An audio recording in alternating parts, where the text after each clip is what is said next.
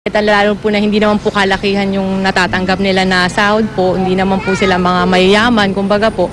So, malaking bagay po talaga to sa kanila po, sir. At it's a parang moral booster for everyone po.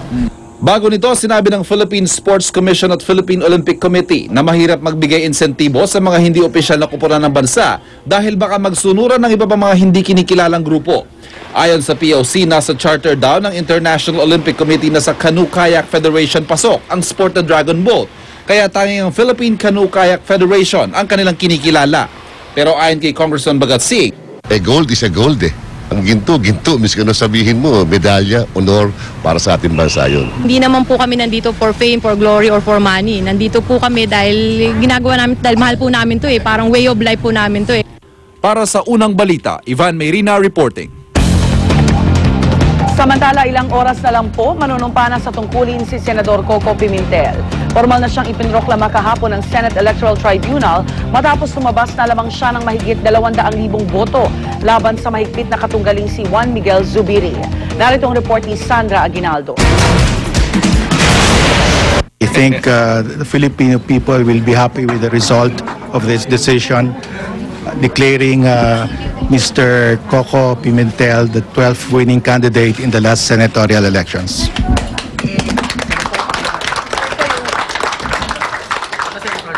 Matapos ang 4 na taong paghihintay, naiproklama rin sa wakas si Senador Coco Pimentel bilang panlabindalawang senador na nanalo noong 2007 elections. Indescribable, only because of the struggle that we had to go through, no? The difficulties that we had to go through. So it becomes indescribable, but all the more sweeter, all the more satisfying.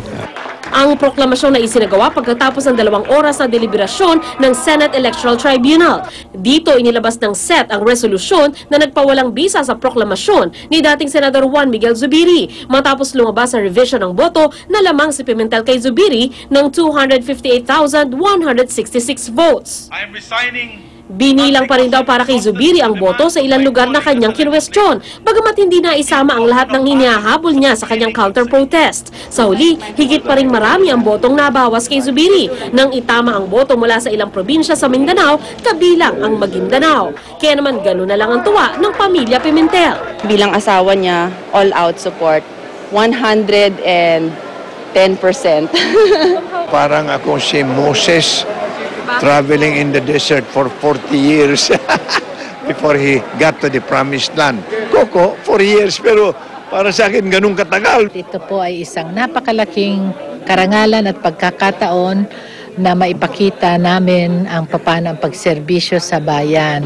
Dumating din para magbigay suporta ang kapartido ni Pimentel sa PDP laban na si Vice President Jejomar Binay. At ngayong ganap na siyang mambabatas, tiniyak ni Pimentel na gagampanan niya ng maayos ang nalalabing 2 taon sa kanyang termino. I should hit the ground running.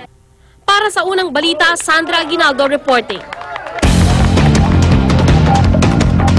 Kawali po niya mga kasama natin si Senador Coco Pimentel. Senador Pimentel, good morning. Good morning, magandang umaga, Igan. At sa ng ating viewers. Kamusta na po at masarap bang pakinggan pag ang mula sa attorney, ngayon ay senador, good morning po. Yung senador, masarap ba sa pandinig? Masarap na Igan, pakinggan, pero sa tingin ko yun din yung tama na titulo sana noong 2007 na yan actually. Actually nasanay na rin ako niyan kasi marami talaga tayong kababayan na since 2007 pinatawag na rin sa akin na senador. Oo. Okay, yung mga kababayan dun sa Mati, no, dito sa Davao, talagang sabik na sabik ka nang makita for the first time. Yun ang report na tinanggap namin sa GMA News at nakatulog ka na ba at ano yung inaasahan mong magiging pagtatagpo nyo ng mga bumoto sa iyo doon bilang number 2 doon sa lugar na yon? Oo, Igan, tama yun na talagang first time kami magkikita kasi actually ang pagpunta ko sa Mati, Davao Oriental ngayon, first time talaga makapunta sa Davao Oriental. Kaya diyan ang napili kong lugar na mag-oath-taking bilang pasasalamat sa kanila na sinuportahan nila ako ng todo noong 2007, nag-number 2 ako doon kahit hindi ako nakabisita. So, hindi ka nakapagkampanya? Hindi ako nakapagkampanya, naubusan na ng oras, hindi na nakabalik sa... Kasi alam mo, ang Mati, Davao Oriental is 3 oras ang layo niyan by land travel galing Davao City. So ngayon kami ay aalis mga 6 to 6:30. Dapat umaalis na po kami. Papunta na kami ng Mati. Ayun. Yung gobernadora ho dun sa interview ng aming reporter parang close pala siya kay Senator Mig Zubiri, Senador Coco, no? Oo. Ang ibig kong sabihin, pati naman si Mix nanalo doon noong 2007. Pero hindi ko naman pinili yung lugar dahil sa malaki ang lamang ko kay Mix. Kasi hindi ko naman alam si Mix yung magiging kalaban ko, di ba? Doon lang ako pumunta dahil sa ganda ng electoral performance ko doon kahit na hindi ko sila personaling nakampanyahan. So, nabilib ako sa tulong nila, kailangan kong ipakita yung aking pasasalamat. Anong oras itong panunumpa mo doon, Senador? Meron kaming misa ng 9 at saka meron kaming ang oath-taking siguro mga 10, 10:30. Wow, mga ilang oras na lang yan. At pagkatapos mong manumpa, babalik ka ba agad dito sa Senado? Sa Manila?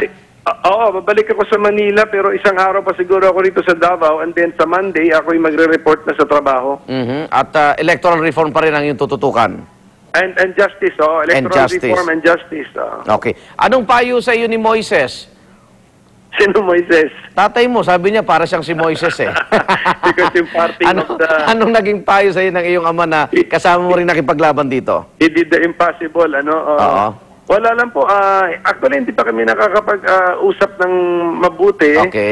Pero hingi talaga ako sa kanya ng payo from the detailed questions like procedure up to the policy questions on yung opinion sa mga issues po ng ating bansa. Pero ang Chief of Staff po sa Senado, di ba si Gwen, yung kapatid mo?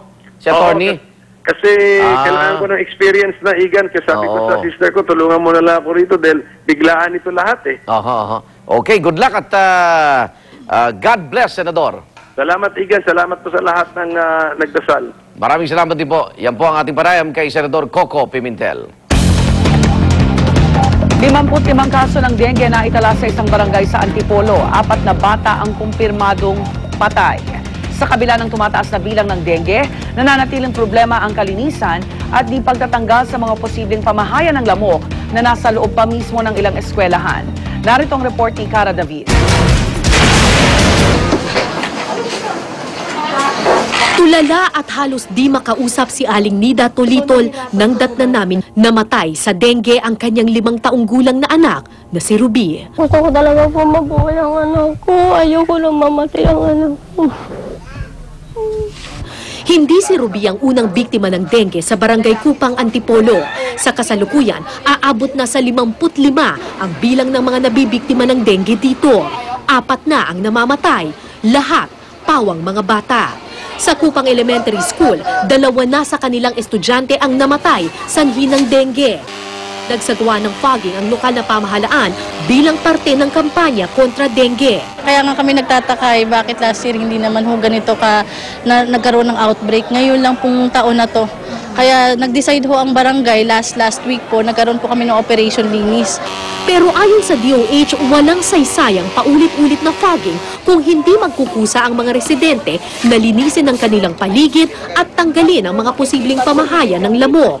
Sa pag-iikot namin sa Kupang Elementary School, tumambad ang ilang posibleng breeding ground ng dengue mosquito. Ikita nyo po mga kapuso, yung ganito pong klase ng ginawa nila, parang ni-recycle nila yung itong container na ito, walang butas dito sa ilalim. So, ang tendency, yung tubig naiipon doon sa loob. Pwedeng pamugaran ito Pwedeng pamugaran at pangitlogan ng lamok. Actually, malamok talaga, kaya nga pinalilinis ko to ngayon. Nakatawag pansin rin sa amin ang 8 concrete tank sa loob ng eskwelahan. Ito yung rainwater catchment tank ng Kupang Elementary School. Ginagamit itong tangke na ito para maipon yung tubig ulan at makatulong sa water supply ng naturang eskwelahan. Magandang proyekto, pero posible raw itong pamahayan ng mga lamok dahil nakikita nyo naman, bukas at walang takip yung naturang tangke. Ayon sa mga guro, matagal ng problema sa eskwelahan ng malinis na tubig at ito ang naisip na proyekto ng isang NGO. Di nila akalaing ito rin pala ang magdadala sa kanila ng trahedya. Nangako silang susolusyonan agad ang problemang ito. Lalagyan ng takip,